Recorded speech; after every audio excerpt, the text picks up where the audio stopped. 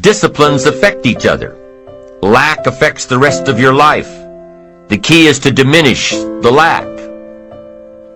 One of our greatest temptations is to just ease up a bit, to do just a little bit less than you're capable of, to take a little break.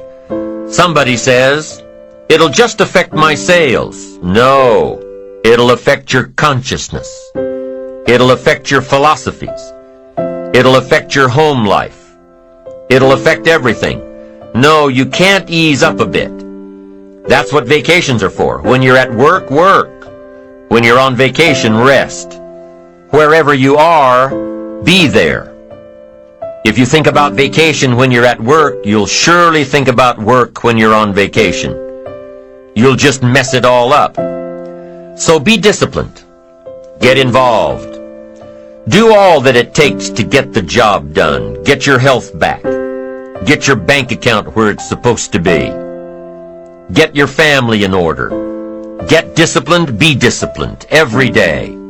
When you set up the disciplines that give your life structure, miracles can happen, multiplied.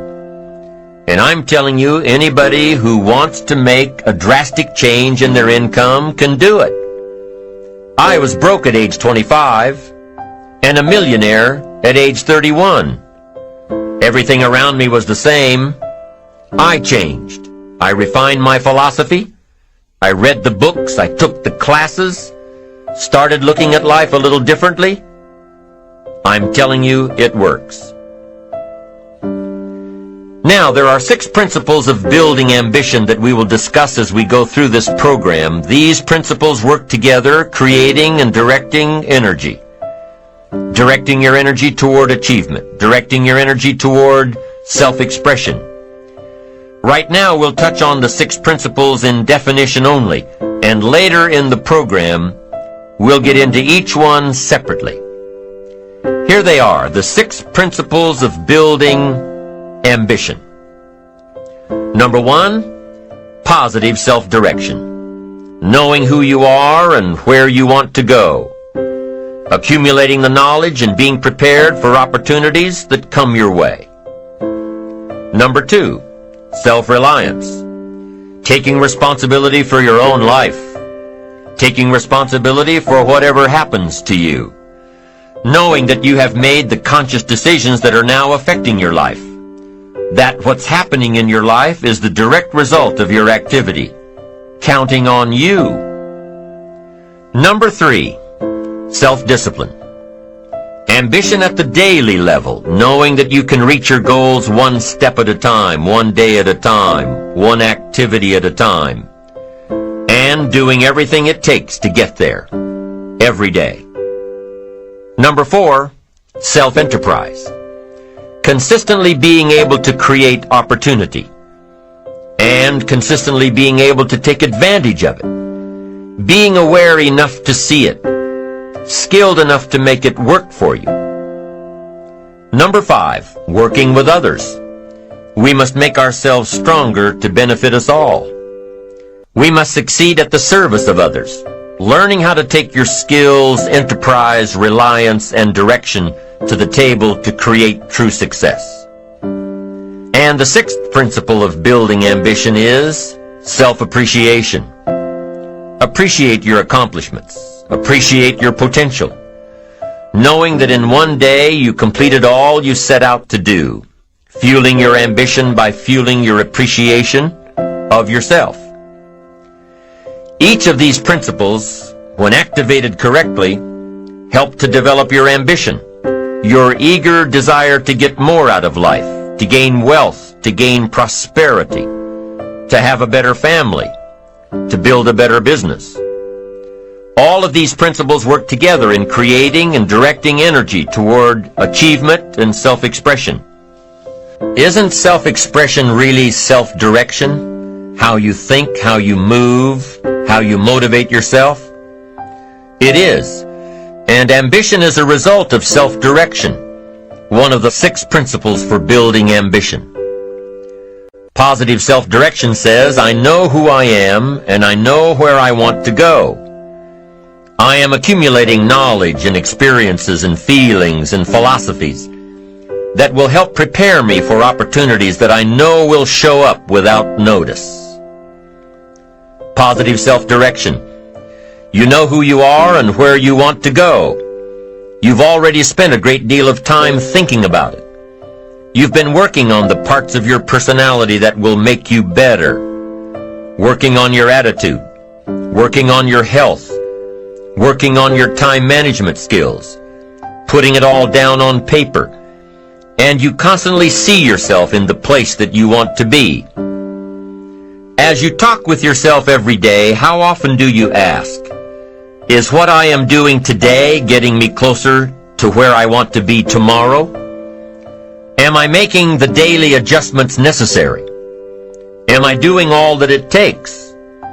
Will I keep on doing it until? Direction determines destination. Here's a question you need to ask yourself. Are all of the disciplines that I'm currently engaged in taking me where I want to go? Are all of the disciplines I am presently engaged in taking me where I want to go? What an important question at the beginning of the month, at the beginning of the week, at the beginning of the day. Because here's what you don't want to ever do. Kid yourself. You know, kid your neighbor and kid me and kid the marketplace if you want to, but gosh, you can't kid yourself. With your fingers crossed hoping you'll arrive at a good destination when you're not even headed that way. You say, well, maybe the wind will take me. Well, there's a chance. But you've got to take charge. You've got to ask yourself often, am I? Am I doing the disciplines that are taking me in the direction that I want to go? I don't want to be faked out here and think I'm on the way to financial success when there's not a prayer, not a hope. I don't want to be faked out hoping that there's someone else who's going to take care of it. Take care of me. They're not going to take care of it. They're not going to take care of me. What if all of your negative relatives turn positive? What'll that do for your fortune and your future? Not much. If prices come down a little, what'll that do for your fortune and your future, and your sophistication and your culture? What'll that do? Not much. If the economy gets a little better, what'll that do? Answer, not much. If you don't make plans of your own, you'll fit into someone else's plans. And guess what they have planned for you? You're right, not much. Most people wake up every morning counting on this not much list. And that's why what they have is not much. Not much hope, not much promise, not much progress. They're driving what they don't want to drive, living where they don't want to live, doing what they don't want to do.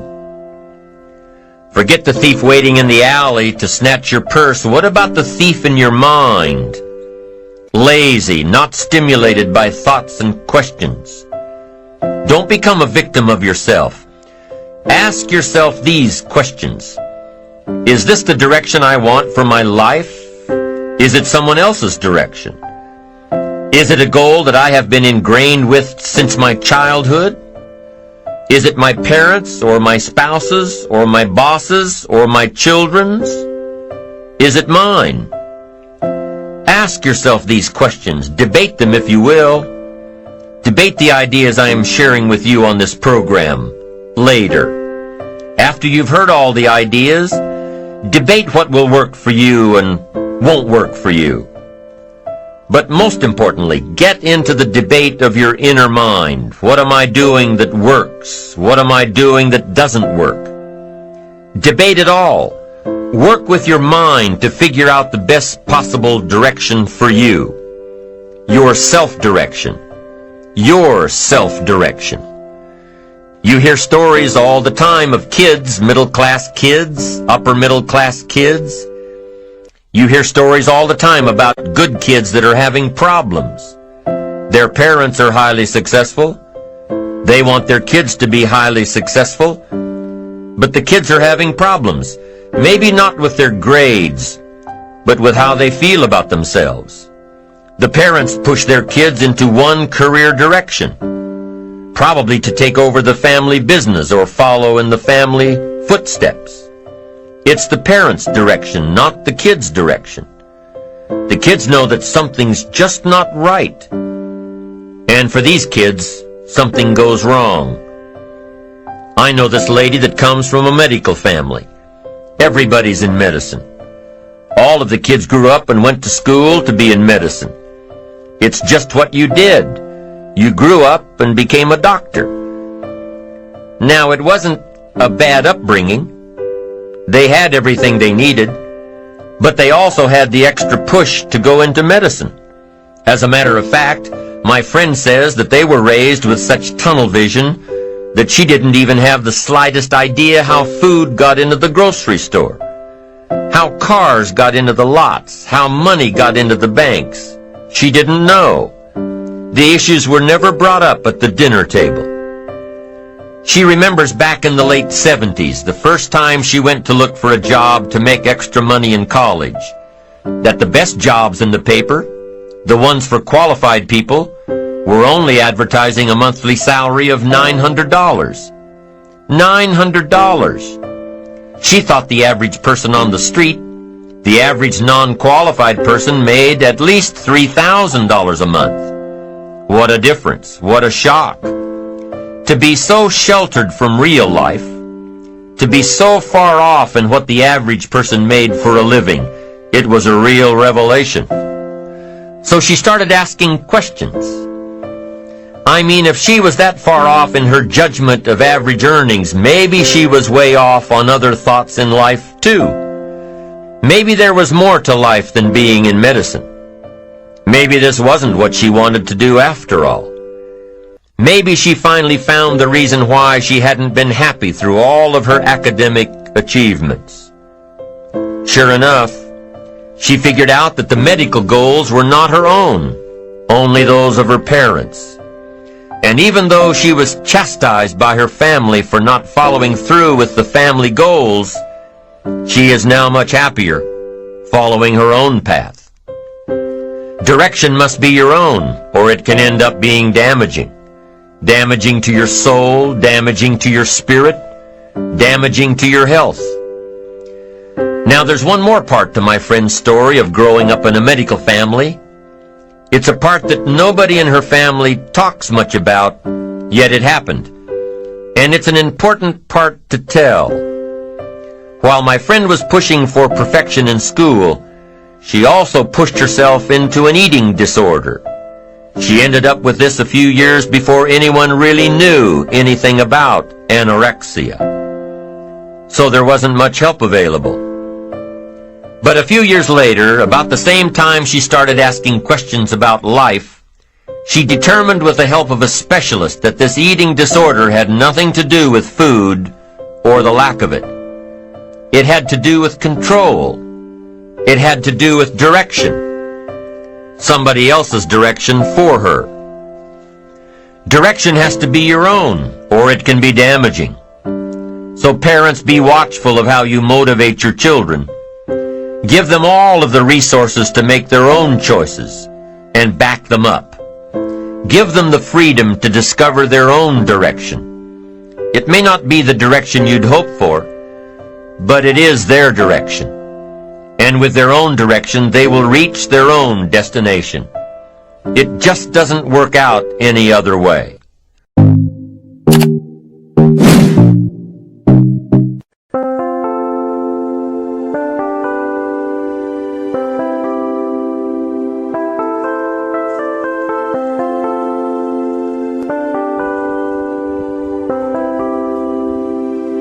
Chẳng được quên khi cơn mưa đêm lại về. Em đã quên lời thề và ta như đông chìm sâu. Không còn mơ em anh nhận màu. Anh chỉ cần mơ nào em chỉ còn là những cơn mưa vô giá. Cho bên mơ em không mơ anh anh một đêm mơ chỉ cần bên em không được cần nhớ. Và trôi không muốn nhớ người ta bên nhau nhưng đã tới. Muốn nhớ người say em chỉ quên mấy em ở đây. Và anh như muốn chết đi nhưng không muốn em ở bên mây. Tình yêu làm cho ta đau đầu. Cùng em yêu làm hâm mộ. Anh như đeo mong cầu và vui bên em mỗi sầu. giờ có bàn tay mà mở, chỉ có bên em nhưng đừng có mơ. Giờ mà đã sai em muốn bên ai anh không mong gì hơn, chỉ mong em sẽ ở đây ôm anh thật gần. Anh chỉ mong đôi ta được có nhau, mà đừng em đâu anh có em, một đêm bên anh có em. Ta sẽ trao nhau môi hôn thật sâu, ôm anh cứ đưa mình đâu, và em chỉ lần đầu. Anh không muốn em ở đâu đâu, một cơn tháng tư anh không mơ cầu. Mà không có anh mà bên giờ anh chỉ là my friend. Em quên đi bao lời hứa, quên đi cần ngày xưa. Anh như là một đứa, em không mặt chưa. Mà đưa đêm anh nhìn mặt đôi mà kem, không như là ba trên thêm, cho em nhiều hơn như là kem. Chỉ cần là mưa thôi, em chỉ cần là mưa thôi, còn ai sẽ là nắng rồi.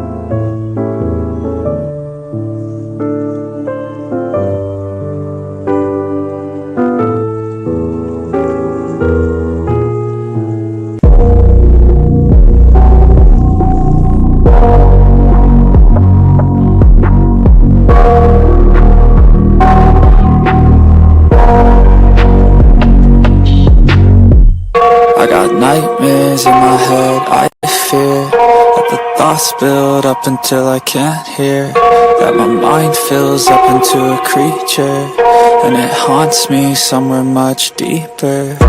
Anxiety, filling up every space, no privacy. And silently, it could build and build until you finally see. Whoa, it's taking over, damn, no closure, moving closer. No exposure, I just wanna be a loner. Some can't stay sober, looking over all their shoulders, like moving boulders just to get out of the home. It sucks, I've had enough, I don't wanna feel stuck under the rug, all my problems that I shove. I got nightmares nightmares in my head. I fear that the thoughts build up until I can't hear, that my mind fills up into a creature, and it haunts me somewhere much deeper. I got nightmares in my head. I fear that the thoughts build up until I can't hear, that my mind fills up into a creature, and it haunts me somewhere much deeper. I've been feeling weird, I can't seem to focus good enough. Nothing's really clear, sometimes it could be a little tough. I just need to feel like the end's inside for me, but let's be really real, anxiety can foggy all this stuff. I've been feeling weird, I can't seem to focus good enough. Nothing's really clear, sometimes it could be a little tough. I just need to feel like the end's inside for me, but let's be really real, anxiety can foggy all this stuff. It sucks when you finally feel like giving up. Oh God, no luck. Everything feels like you're sticky stuck. I'm lost, handcuffed to the bed where I sleep. Don't give a fuck, can't stop. Unplug, feeling overwhelmed. I think I've had enough. Gotta find a way to get some energy. Gotta find someone who's a good friend of me. I need purpose to make it all worth it. I'm still searching and I'm still learning. What a life is filled with memories, not a life with regret in front of me. I need focus to keep me from hopeless psychosis if I keep hoping. I got nightmares in my head. I fear